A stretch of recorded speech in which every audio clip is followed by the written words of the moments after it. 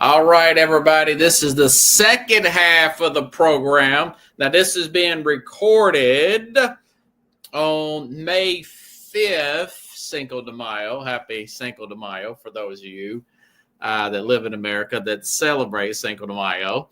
But anyways, one game has been played in the second round. The Indiana Pacers beat the Cleveland Cavs. This is before the tip-off with the Knicks and, of course, the Celtics. And wanted to bring in a good friend of mine, an excellent returning guest, Jeffrey Deskovic. Let me give you a round of applause there, buddy. Hold on. Let's see if I can find our applause button.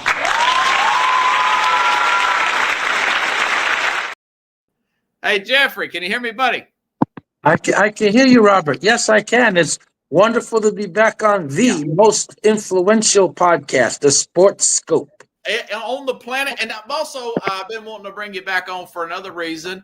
Congratulations on your engagement. I saw that on the internet, buddy. Yeah. Yeah, honestly, it's a new mode of life. My fiance Samantha makes me very happy, and she's flexible, lots of energy. We got lots. She loves to do things, which I like going new places, trying new food, trying new activities. She's up for all of that. When she's back in school to get a bachelor's degree in criminal justice with the idea of springboarding to go to law school, become an attorney, and work on freeing innocent people, which is my main shtick when I'm not opinionating on sports, which I do on the side. So it's match made in heaven, my friend. Wow, that's perfect, man. So you got a partner in getting people out of wrongfully accused for crimes instead of fighting crime. You see what I'm saying? Exactly. Listen, we only take cases of people that we believe are innocent, and there's a way to prove that. And we do, of course, do a little bit of policy work, aimed at preventing that from happening in the first place. Jeffrey Deskovic Foundation for Justice, www.deskovic.org. And of course, my backstory, of course, for those not familiar, I got into this line of work because I spent 16 years wrongfully incarcerated prior to DNA exonerating me. Was in from age 17 to 32, but I've been home for 18 years, and doing the work of helping people in the same position I was in. And I love coming on the Sports Scope because I get to talk, opinionate on things other than wrongful conviction and even general criminal justice. I actually got your website at the bottom of the screen. Almost forgot because we're at a little bit out of normal sequence, but it's all good, buddy. I've been wanting to talk to you anyways. What's your thoughts about this Minnesota upsetting the Lakers? I'm sure you probably had the Lakers winning that series. A lot of us did. A 6 beating a 3, did it with such fashion there in 5 games.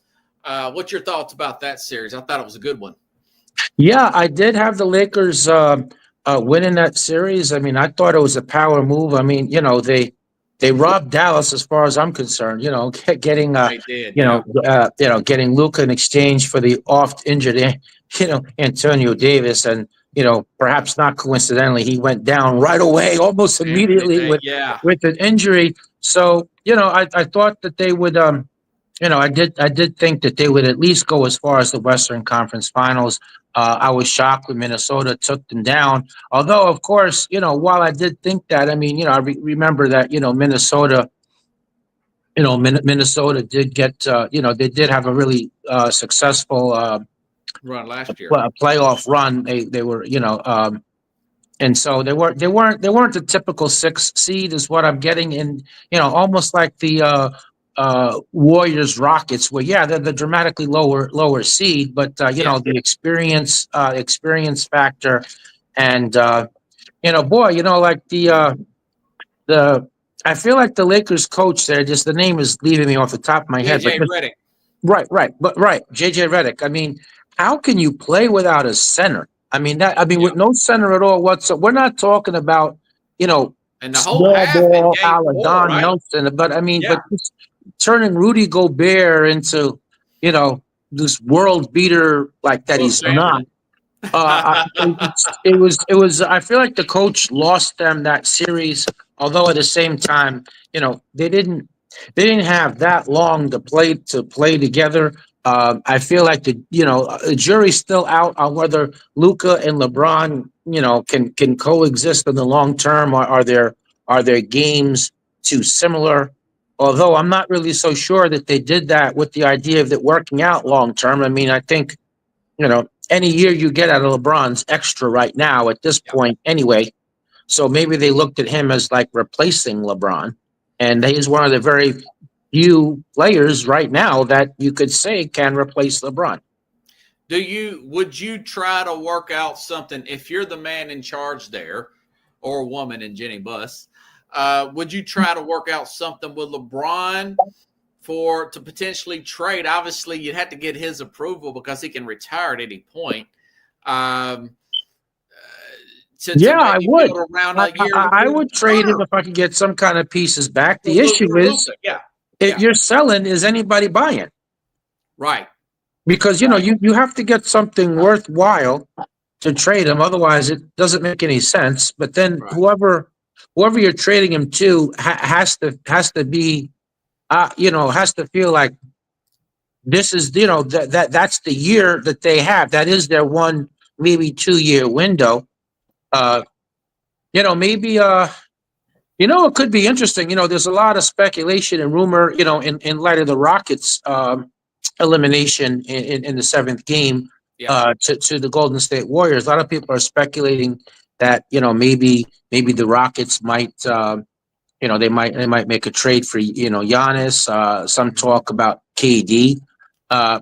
If they gave up maybe one of their lesser young players and maybe like a draft pick, maybe that would make sense, for them to get. I mean, I feel like they're maybe like a half player away.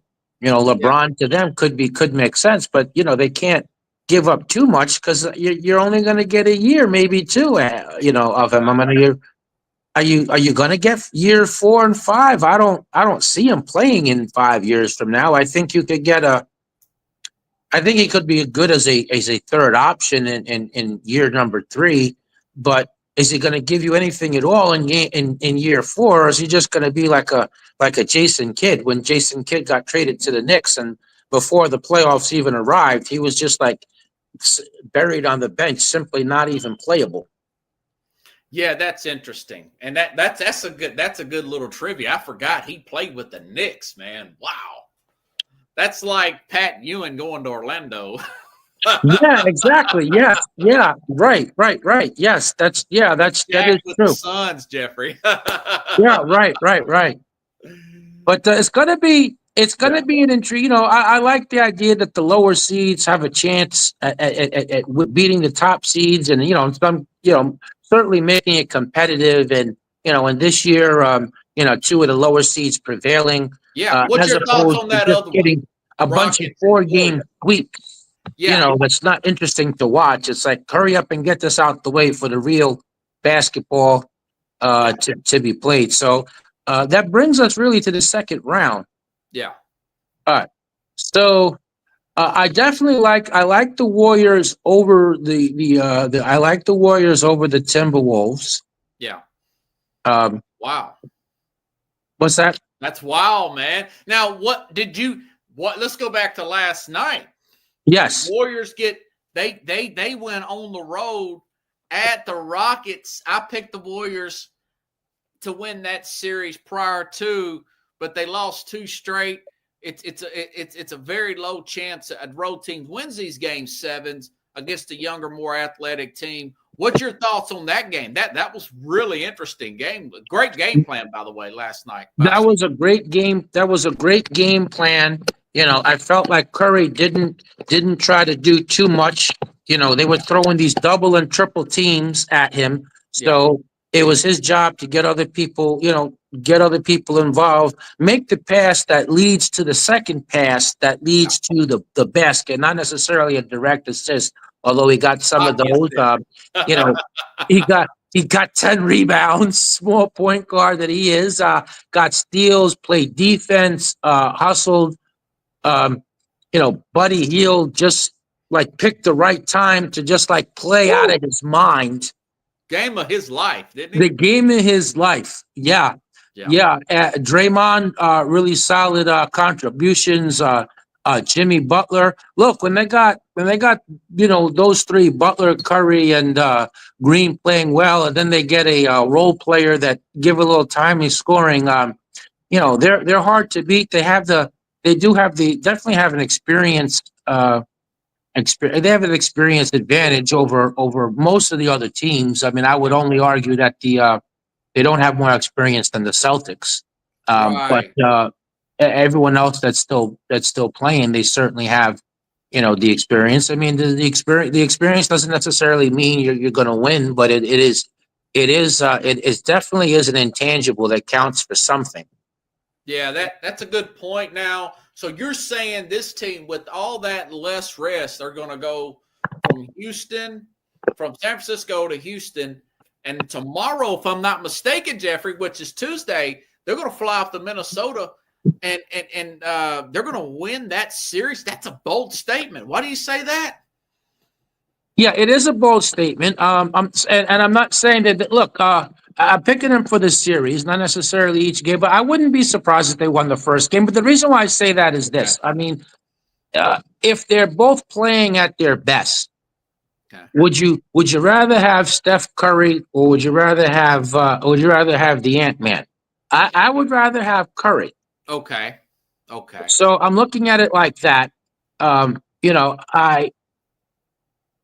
think that Jimmy Butler is the third best player. I think he's the third best player. In this. I mean, would you rather have Butler or Julius Randle? Yeah. I get it, it's not a big gap, but I would rather have Jimmy. I'd rather have Jimmy Butler than Julius. But the main reason for the prediction, I think, though, is I think that it's Golden State's. I think it's Golden State's last ride, and that's part of it. But also, I think that the Houston team is more. I think the Houston team was more talented than what the Timberwolves are. Oh wow. Okay. What do you think? You think that Minnesota has more? I mean, the Rockets had like the 6 players averaging double figures. Yeah. But they I think that they were the better. I think that they had better talent than Minnesota, and if Golden State was able to beat them. That's a good point. My issue with them is, and I know they got through last night. I know that Ime went with the two bigs. Was it Seagun? Is that his name? The young 22-year-old big man, Seagun, I think. And Steven Adams. It worked, but it did not work last night. That being said, I do think about that Clippers game that put Golden State in the 7th seed that they lost using Zubac. Look how hot the role players are for Minnesota. Randall playing the best basketball of his career. Did you see him in the Lakers series? He looked like he had a chip. He was. They got rid of him. I feel like Julius Randle was the X factor in the Lakers series. I mean, I feel like he definitely played better than LeBron and Anthony and the Ant-Man. Anthony Edwards. He definitely played better. He definitely played better than Luka, even though Luka had that unusual back injury type thing. Yeah. But I don't. But see, I think that they're not. I mean, the Rockets had more. Sengun and Adams and Amon Thompson. I mean, I feel like the Rockets were bigger. They're more imposing than the big men from Minnesota. Wow. Okay. You might be right. I just think Minnesota's more skillful. Nas Reed shooting the ball well. Jaden Daniels, he had 25 the other night too. I don't know where. Now this may fall apart.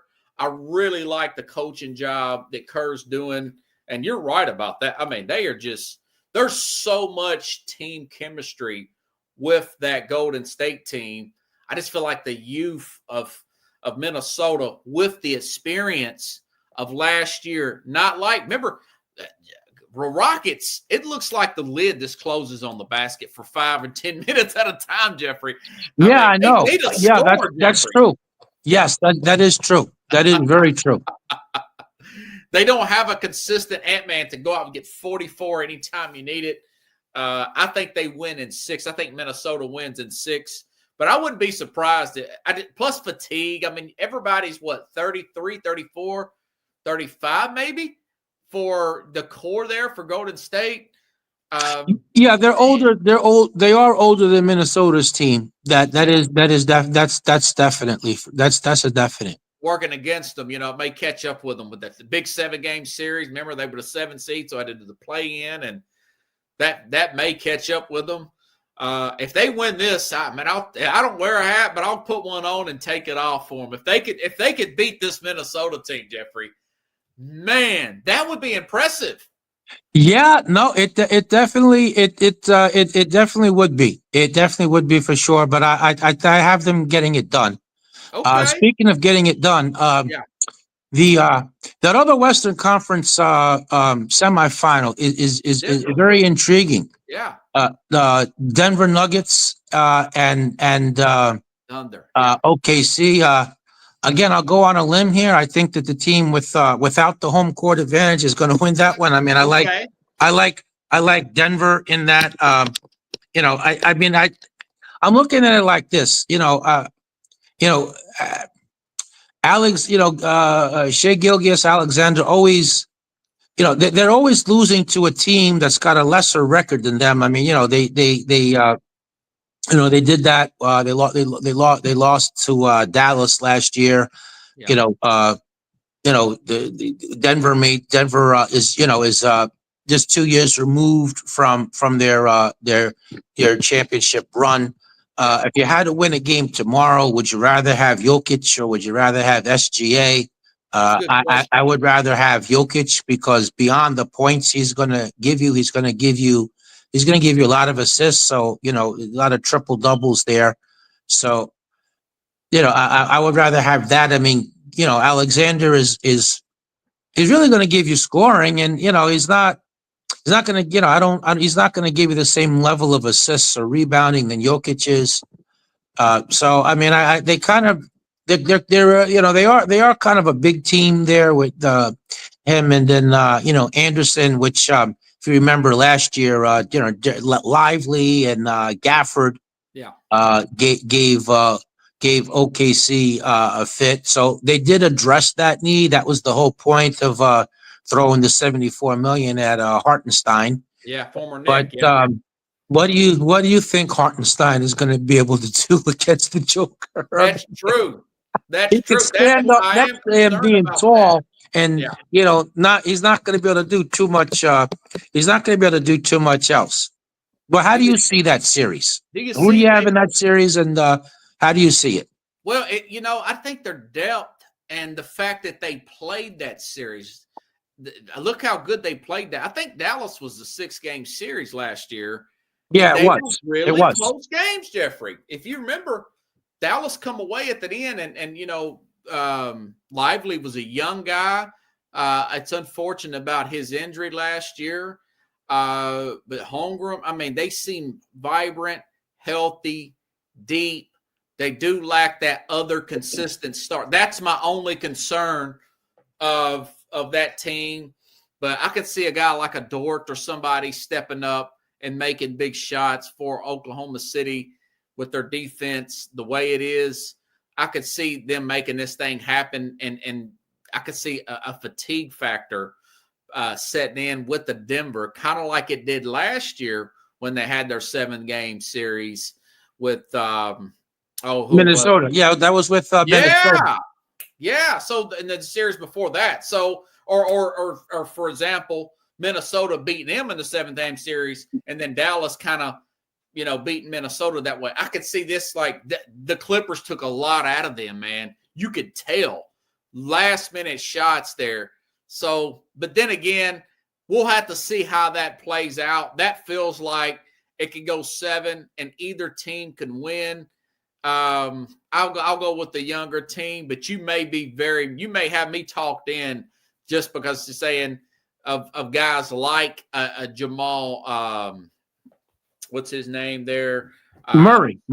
Yeah, Jamal Murray. Yeah.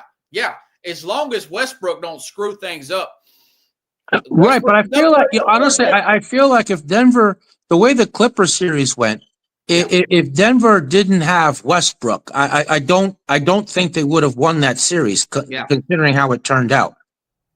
What does Westbrook run out of gas because of his age? Has he's done in the past in the playoffs? Because how's the maybe because his minutes are down. Maybe that doesn't happen. Are you a little concerned about that because of the way he's played in the past in the playoffs? I'm not, because, honestly, you only really need Westbrook to give you 3 good games. I don't feel like you need to have him night in and night out. If you just get 3 good games from him, and it's the right 3 games where there's 1 or 2 other people clicking at the same time, then that could be that could be enough. That very well may be it. I think you're probably going to be right about that one. Now the Knicks. Actually, let's knock out that Indiana. So Indiana beats the Cleveland, and game 1, the first game in the second round. No Darius Garland. You're saying Cleveland's going to come back and still win this series. Why do you? That's right. Do you say that? I am saying that. Yes, I am saying that. Look, I like Indiana. They had the nice run last year. I do. I think Rick Carlisle is underestimated as a coach. I like his philosophy. Look, everybody plays, everybody touches the ball, everybody shoots, everybody scores. That was on full display last night. That probably is the only way to play to be able to beat Cleveland. Yeah. But look, it was a nice road win, but I don't think that they're going to. I don't see them winning that series. Okay. But I mean, certainly they have a shot. Someone else that's always scoring very well and playing well and always coming up short, kind of like SGA. Donovan Mitchell is always putting up huge numbers, no matter what team he's on. He give you 30, 35, and then his team will still manage to lose. They'll still manage to lose anyway. That is true. And I didn't think they'd have the success they would under him. But, Barkley mentioned it at halftime. He says, and I want to say Kenny Smith said the same thing, that they think eventually the size of Cleveland will catch up with him. Mobley, who's the other guy there? The big guy that used to play with the Nets. I can't remember his name. I know who you're talking about. Yeah, I can see him. But those two it'll eventually catch up with Indiana, and they'll go cold from 3 and run out of gas, and they'll come back. So that could be it. But man, winning game 1 like that, I don't know, man. I kind of had that feeling when Minnesota went up there and beat Lakers like that. That's the kind of the feeling I got, that maybe Garland is really hurting them. We don't know when he's going to. Has he got like a sprained toe or something? I don't know. He could re-aggravate that. Yeah. They're not. They're very good with or without him, but they're certainly much better with him. Yeah. I do like his. I do like his game. So his injury is definitely. It's kind of hard to compute, because the idea is, how well would Cleveland have done? Would Cleveland have been a 1 seed if they were without Garland? I think the answer is no. I think they would not have been a 1 seed. They might have been a 3 or a 4. I don't see them as being a 1 or a 2. So the question then becomes, if they weren't, then, would they really have, where would they have been at relative to Indiana? Right. Jared Allen, who I was thinking about earlier. Yes. Rim protector. Yes. Rim protector. So you still like it? What do you see that series going, like 6 or 7 games? Yeah, I do. I do see it as 6 or 7 games. Indiana did impress me. I mean, every time Cleveland made a run, they didn't rattle. Right. They didn't rattle, and they responded with their own run, and tightening up defense, getting the loose balls, making unbelievable 3-point shots. At was it Neymar? What was his name again? I don't have to pronounce it. Yeah. I know he's got an odd name. Siakam, Turner can the 3 late. I mean, it was unbelievable that they didn't rattle. I mean, if that had been the Rockets, they might have. I think the Rockets would have rattled. I do. Halliburton, they're a deep team. They got a right amount of older veteran players like your Siakams, TJ O'Connell. You just mentioned with Halliburton. Yes. Yeah, I mean, the good mixture there. And like you said, Rick Carlisle's a good coach, man. Yes. So I think the best matchups in the second round definitely are Denver and OKC. Great matchup. Follow closely with the Knicks Celtics. Yeah. Yeah. What's your and I would say that so speaking of which, yes. The Knicks playing some incredible ball. Okay. Brunson, just continuing to take over in late games. Knicks trusting him, and they got a really nice squad. Detroit has an incredible future. Yes, they do. I thought that was much closer than 4-2. I mean, they had the 12-point lead in the fourth quarter in the fourth game. The first game. They lost a couple of nail biters. That was just experience, but there lots of reason to be hopeful in Detroit. But I don't think that that's an indication that that the Knicks aren't potent. I mean, I think that I kind of like the Knicks to pull the upset there off of the over the Celtics. Wow, they're 0-4 in the regular season. To me, it feels like it's too much. Now, I know they've gotten away from it the last two games, but it still feels like it's too much. Brunson be hero ball, not enough fluidity, not enough really the way Golden State plays, where people are touching the ball. There's a lot of talent on that team. Man, you guys traded for a lot of players there, and it's a lot of guys standing around. I think that's coming down on Thibodeau. Yeah, I think Boston's primed and ready to go. I think they'll probably win it in 5, maybe 6. My question to you is, do they make a coaching change if that's the way it looks? If it's a bad series for the Knicks, do they make a coaching change with Tom Thibodeau? Yeah, if the Knicks lose in 5 games, I think that Thibs is out of there. Okay. Certainly, if they get swept. He's definitely he is out of there. I mean, I feel like the general feeling in New York, amongst fans as well, is he's on very thin lines. Like nobody's calling yet for him to be fired, but they're only like a half second away from doing that. Do you get a sense? And I was talking about this with the Bad New Yorker, as a big Knicks fan as well. This kind of feels like the Warriors when they had Mark Jackson, where Thibodeau changes the culture. He gets guys to play defense, but he can only take them so far. Now they need their Steve Kerr to get them over the top. This kind of feels like that situation, don't it, Jeffrey? It really does. And by the way, I think if the Warriors did not make the coaching change, even though I like Mark Jackson, but honestly, Mark is a good coach, but I like Mark more. Mark's a better analyst than a head coach. Me too. Yes. But I think that the Warriors would not have won championships if they didn't replace Mark with Steve Kerr. I think they would not have won the championship. So I do like your analogy between Thibs and him. I'm not quite sure who the right coach for the Knicks would be. Right. It certainly wouldn't be Doc Rivers. I mean, I think Doc is gone. Anybody but Doc. Yeah, right. I think Doc is. You know who I'd love to coach the Knicks, but it's not going to happen. Which is a good segue to our next topic. Well, I'll come back to that in just half a second. Sure. Let me give this one last thought on Knicks Celtics. So I predict that the winner of Knicks Celtics will represent the East in the NBA Finals. So I think the Eastern Conference sticking with the preseason. Yeah. It's gonna come from that series rather than from the Cleveland Indiana series. That makes sense. Yeah. I feel like it'd But probably be both. so you know who would be incredible to coach the Knicks if Tibbs is shown the door. It won't happen though, because you know it's. Imagine if Greg Popovich came to the Knicks.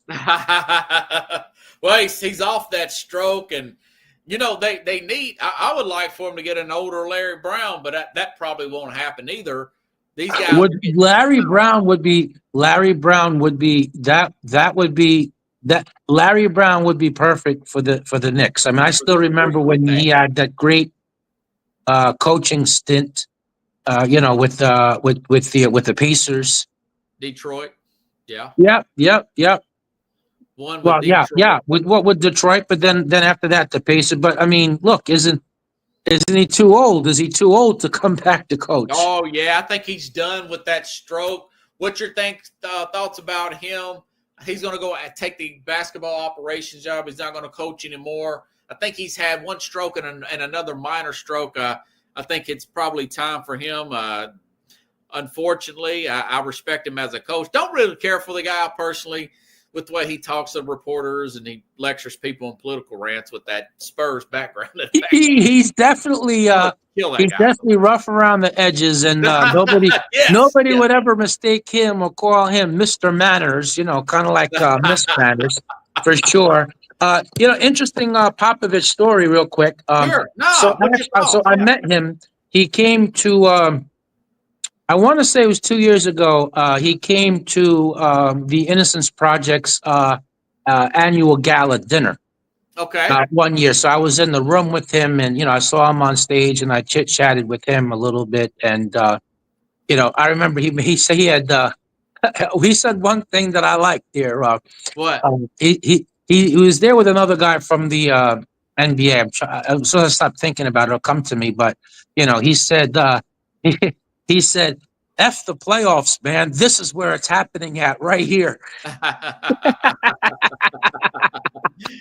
So yeah. I like that part of it, but yeah, I agree with you. I don't like the way that I don't like the way he's rough with you know, he is definitely rough with the media. Honestly, I don't see. I mean, I don't see how, you know, this basketball operations title thing is going to work. I mean, I think he should just like retire from basketball altogether and just focus on his medical needs, you know, focus on the things that are important, man. You know, your life, your quality of life, you know, your family, you know, your friends, the things that mean the most to you. I mean, your life. I mean, I guess to get to that level of success, and really, he's a whole, you know, I feel like he's one of the more underappreciated, you know, coaches. I mean, which is hard to say that of somebody I know what it's brings, but I feel like it's true though. I don't think that. Yeah.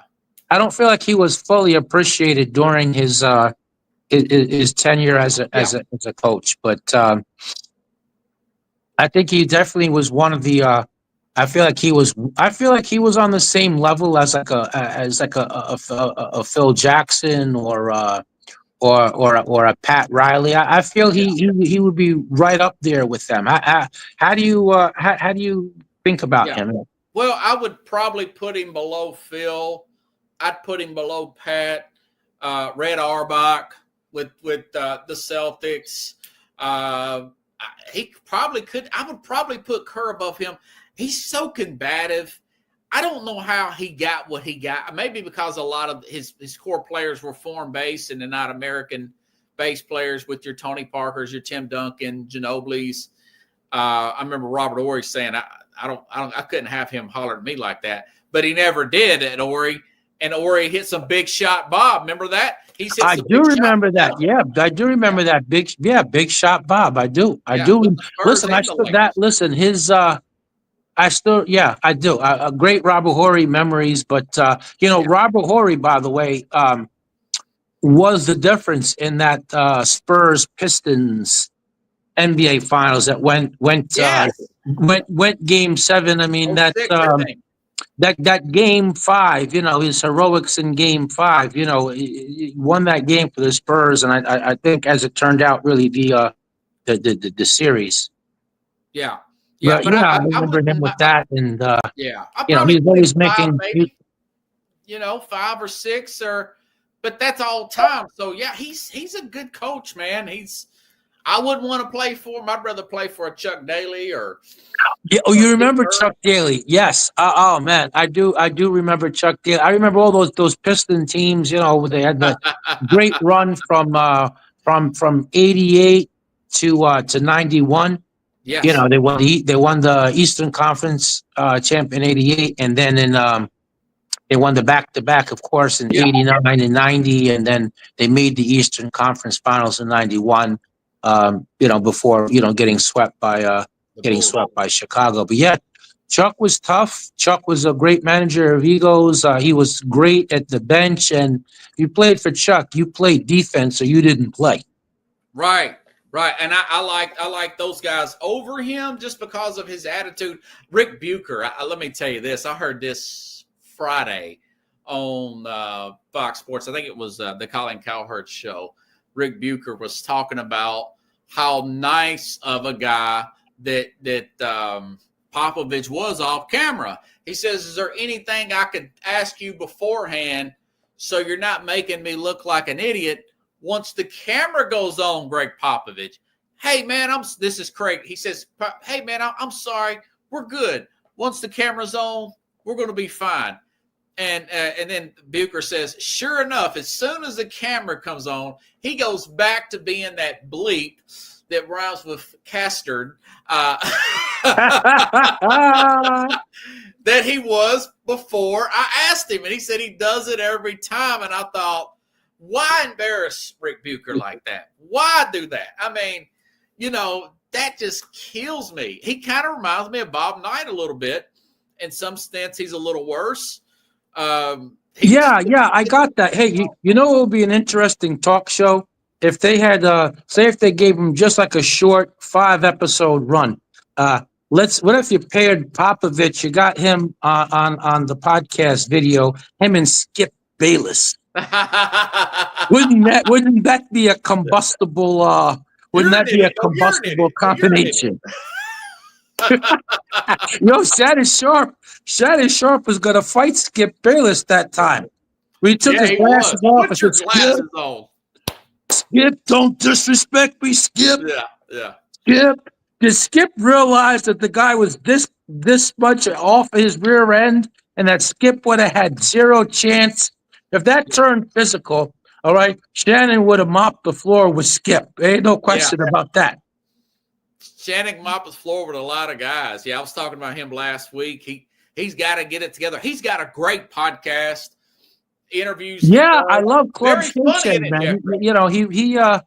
He really found himself after sports. He's got the great He's got the great podcast. Yeah. Yeah. Is there anything else you need to plug, Jeffrey? Just want to share with people, on Thursday night at 8 p.m. The foundation's having our third annual gala dinner. So if you're in Westchester County, if you're in the city, you can. Okay. You can pay at the door. It's at Westchester Manor. Check out the website, and it's going to be a fun time. There'll be, appetizers, food, keynote speakers. There'll be a band, and at the same time, raising money for a nonprofit organization. So I definitely want to plug our third annual gala dinner. Go to the website www.deskovic.org.